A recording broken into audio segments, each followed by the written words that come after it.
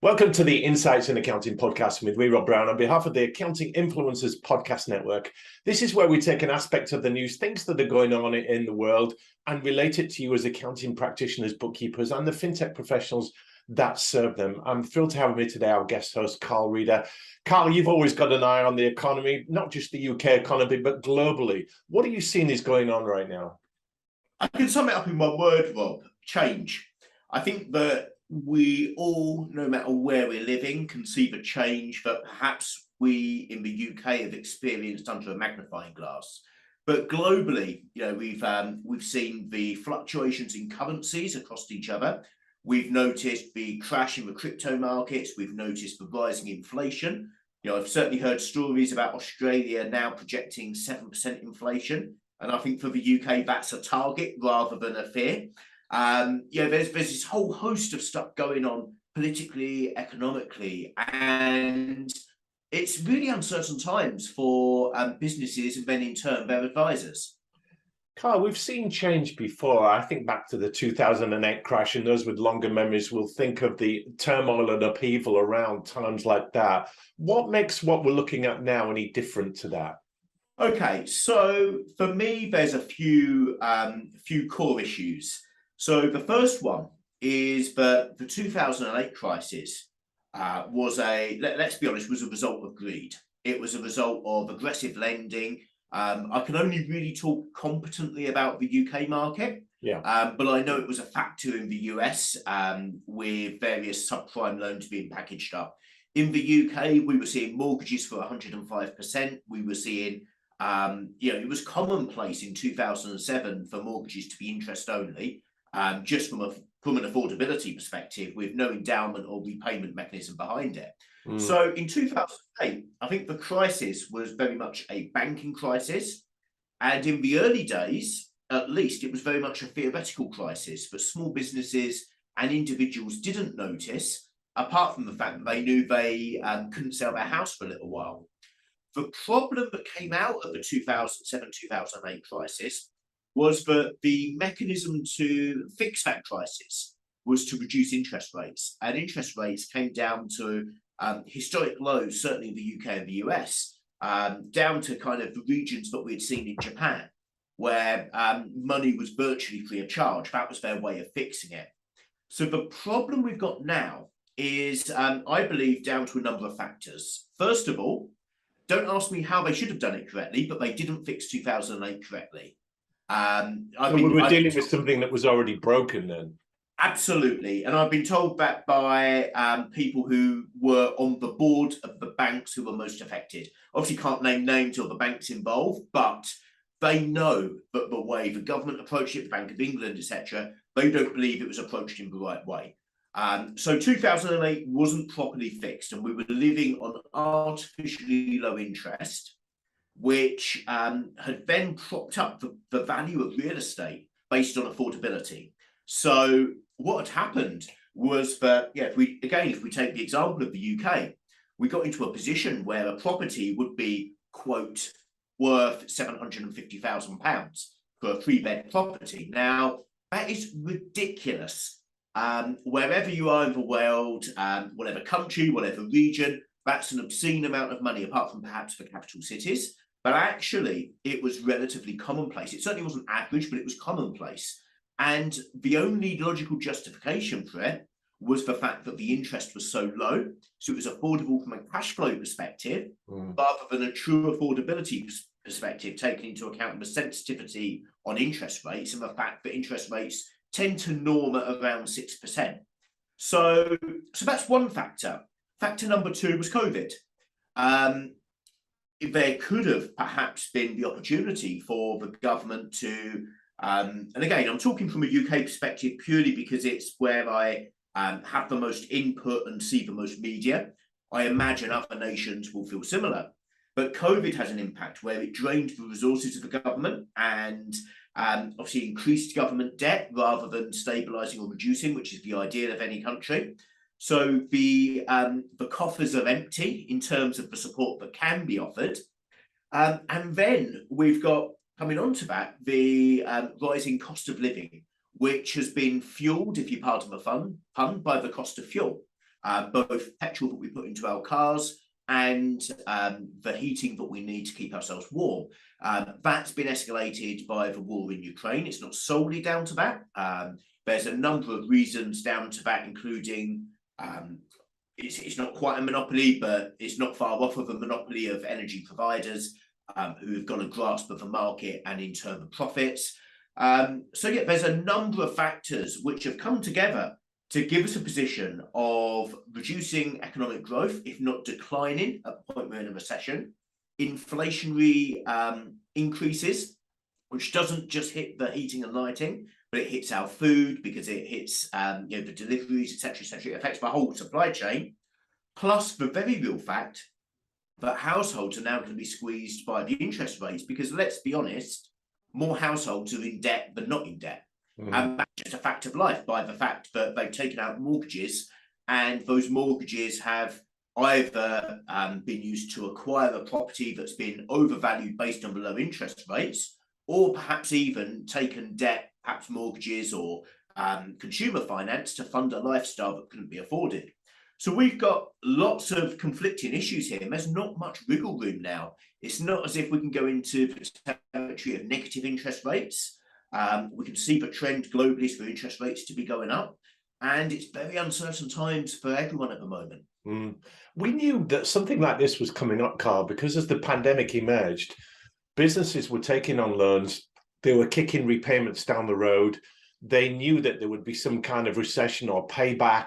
So governments and businesses should have been budgeting for this or making some allowances. But we've seen in the UK particularly how screwed up the recent budget changes have been and what a U-turn that's been. And governments, countries are struggling to get a handle on what is happening on a macro level as well as in their own regions. Absolutely. And this is because it's fairly unprecedented. Now, I'm sure that a student of economics could tell me that, for example, the Great Depression was similar circumstances.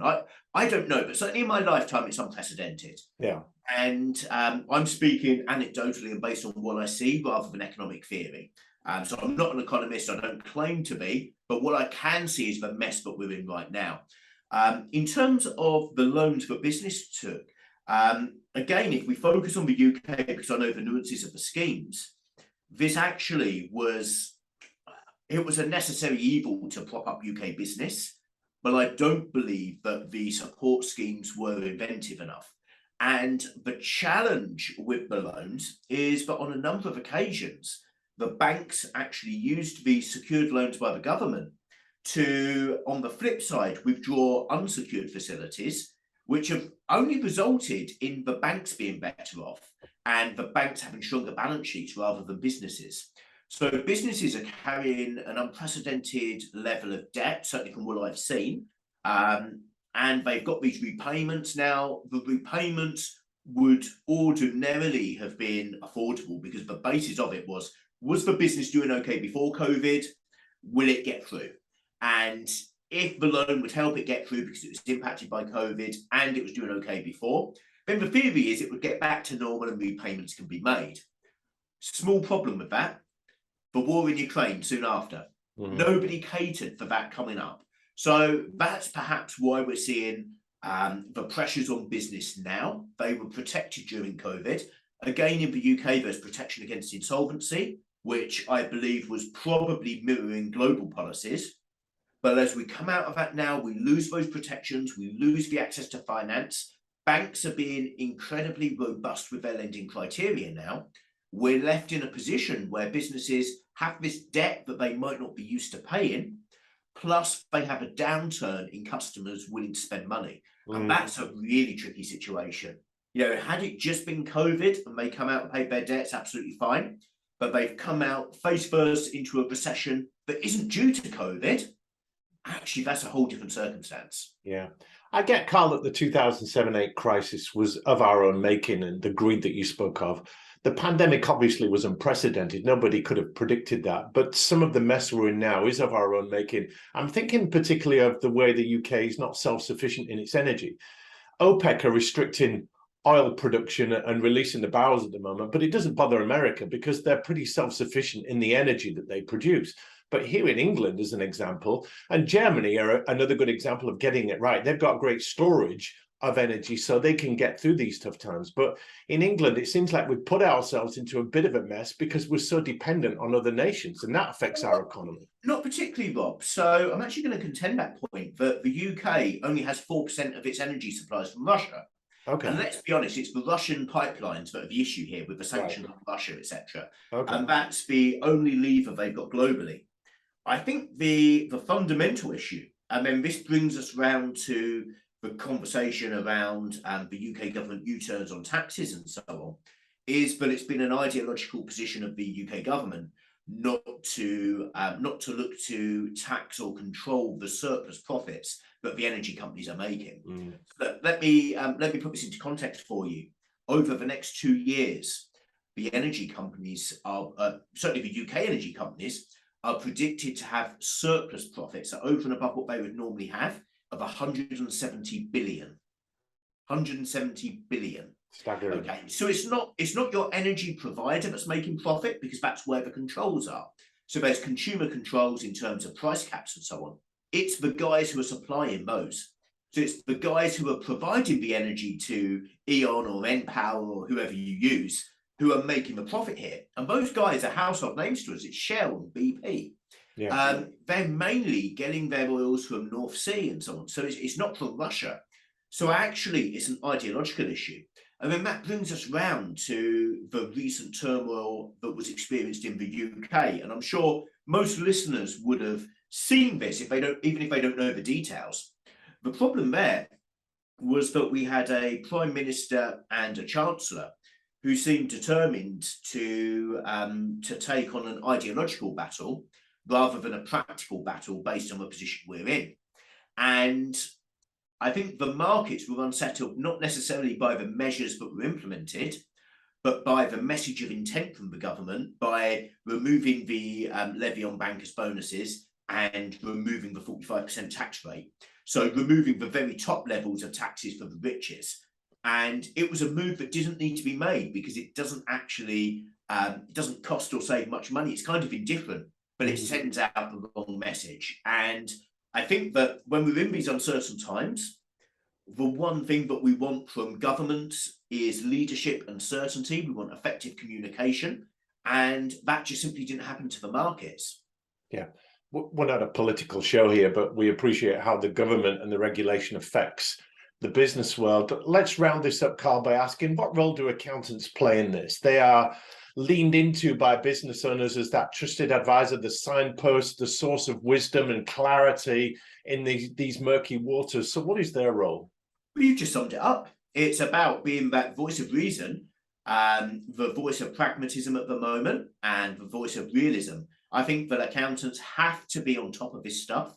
They don't need to know how to fix it. They don't need to know the nuances. They don't need to know the details of any schemes or structures to the penny. But they need to know the direction of travel and roughly what's happening, so that when we're speaking to clients who might just be, if you excuse my broad brush approach here, might be a little bit wet behind the ears on this stuff, and they might be seeing that there's a problem and hearing the news, but not really understanding the reason why. So being led by the media, actually accountants have got a strong place to play by providing a sanity check, a reality check, but then also helping business owners through that difficult process of acting quickly, reviewing where they are, identifying immediate cost savings, immediate opportunities, and holding businesses accountable for implementation.